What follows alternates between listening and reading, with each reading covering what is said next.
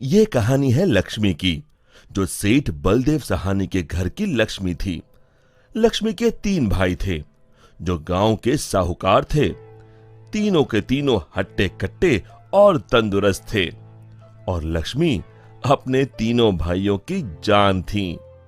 जब लक्ष्मी 18 वर्ष की हुई तो सेठ जी ने लक्ष्मी के विवाह के लिए घर में पंडित जी को बुलाया। यजमान, बेटिया की कुंडली जिस युवक से मिल रही है वो एक बहुत ही साधारण परिवार का है। अरे उससे क्या फर्क पड़ता है, हम तो अपनी बेटी को अपने घर ही रखने वाले हैं, हमें तो घर जमाई चाहिए। लेकिन यजमान, मुझे नहीं लगता कि ऐसा कुछ संभव है, ये युवक घर जमाई नहीं बनेगा। तभी सेठ जी की बेटी सेठ जी के पास आई और उनके कानों में कुछ फुसफुसाई। उसकी बातें सुनकर सेठ जी के चेहरे पर मुस्कान आ गई। ठीक है पंडित जी, आप शादी की बात आगे बढ़ाइए। और फिर कुछ महीनों में लक्ष्मी की शादी एक बहुत ही साधारण युवक विमल से हुई। शुरू में दोनों की अच्छी बन रही थी और विमल की मां सरिता भी बहुत खुश थी। एक दिन सोते वक्त लक्ष्मी ने विमल से बात की। ना इस घर में ढंग का सोफा है, ना गद्देदार पलंग और ना ही टीवी। ए जी, आप मेरे साथ मेरे पापा के घर चलिए ना, वहाँ सब कुछ है।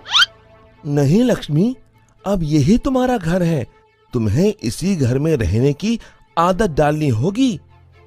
उस दिन के बाद लक्ष्मी हर छोटी छोटी बातों पे विमल से झगड़ा किया करती।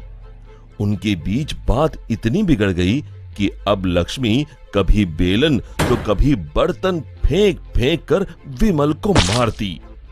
विमल बेटा, ये क्या है, तुम दोनों ऐसे लड़ क्यों रहे हो? माँ, ये रट लगाए बैठी है कि मैं भी इसके साथ इसके बाप के घर में जाकर रहूं, घर जमाई बनकर। भला मैं ये कैसे कर सकता हूँ, और इसीलिए हमारी रोज अनबन होती है। एक काम कर, तू उसे अच्छे से समझा कि अब यही उसका घर है। अगले दिन फिर से लक्ष्मी विमल को अपने घर चलने के लिए जोर डालने लगी। आप मेरे साथ मेरे घर चलिए, आपको यहाँ गरीबों की तरह जीने की कोई जरूरत नहीं है, मेरे पापा के पास सब कुछ है। मैंने तुम्हें कितनी बार बोला है, मैं घर जमाई नहीं बनना चाहता हूँ। अगर आप खुद से मेरे साथ नहीं चलोगे तो मैं मेरे भाइयों से बोलकर आपको जबरदस्ती यहाँ से उठवा लूंगी। बहू की ये बात सुनकर सरिता को अपने बेटे की चिंता सताने लगी।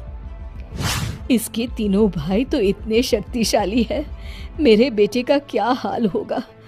ये मैंने क्या कर दिया, इससे अच्छा तो किसी गरीब की बेटी ब्याह लाती, कम से कम कोई आफत तो नहीं आती। अब सिर्फ बाबा जी ही मेरी मदद कर सकते हैं। सरिता बहुत दूर एक बाबा जी के पास गई और उन्हें अपनी पूरी दुख भरी दास्तान बताई। अब आप ही बताइए बाबा जी, मैं अपने बेटे को बचाने के लिए क्या कर सकती हूँ? ये ताकतवर इंसान ऐसे ही होते हैं, हमेशा निर्बलों को दबाना चाहते हैं। अब सिर्फ गुफा में रहने वाली डायन ही तुम्हारी मदद कर सकती है, सिर्फ वही तुम्हें ताकतवर बना सकती है, जिससे तुम अपने बेटे को बचा सकती हो। बाबा जी, मुझे ये डायन कहाँ मिलेगी?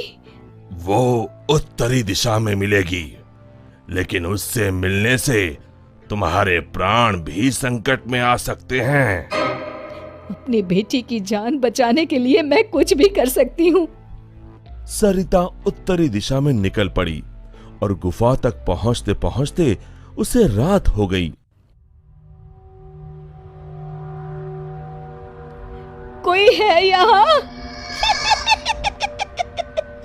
क्या आज एक इंसान यहाँ खुद चलकर आया है? वो भी मेरा खाना बनने। मैं आपसे मिलने आई हूँ। मिलने? मुझसे? हाँ। वो भी खुद चल के? बताओ बताओ क्या बात है? सरिता ने डायन को अपनी कहानी सुनाई।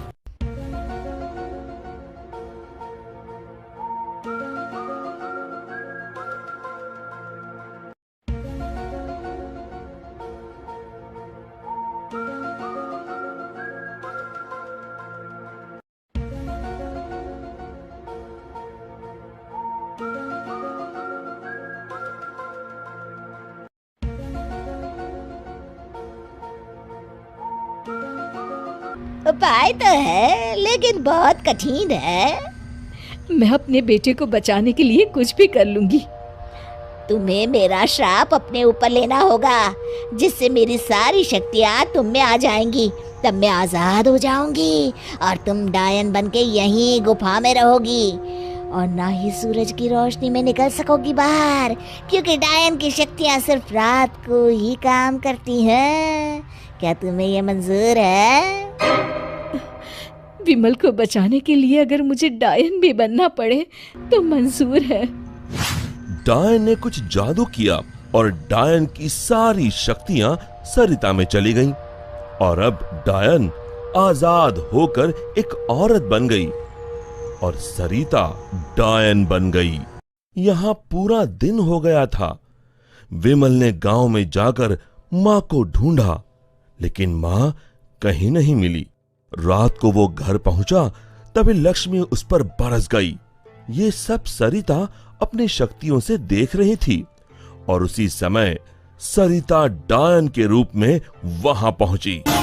सरिता को डायन के रूप में देखकर उसके पैरों से मानो जमीन खिसक गई। सरिता जोर जोर से हंसने लगी।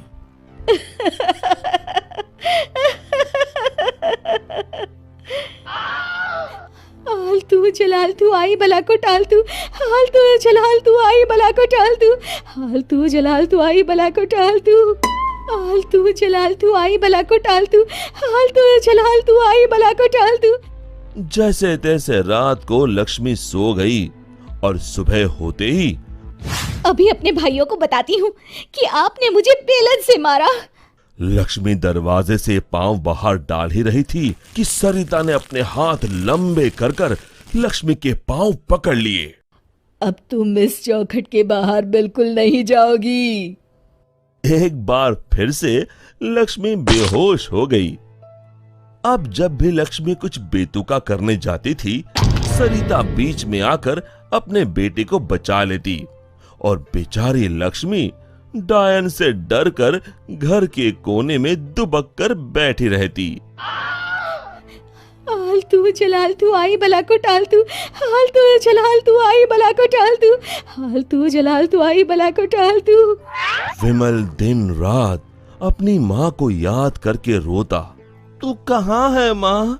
कहाँ चली गई मुझे छोड़ के?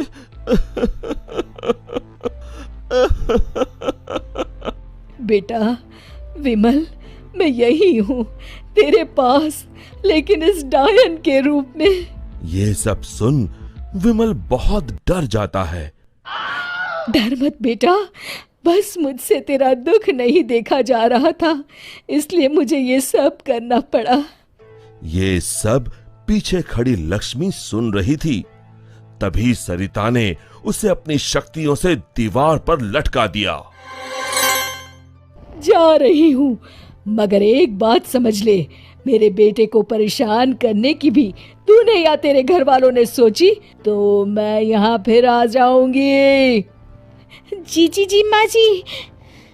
तभी तो कहते हैं माँ से बढ़कर दुनिया में कुछ नहीं। माँ एक वरदान है जो अपने बच्चों के लिए कुछ भी कर सकती है।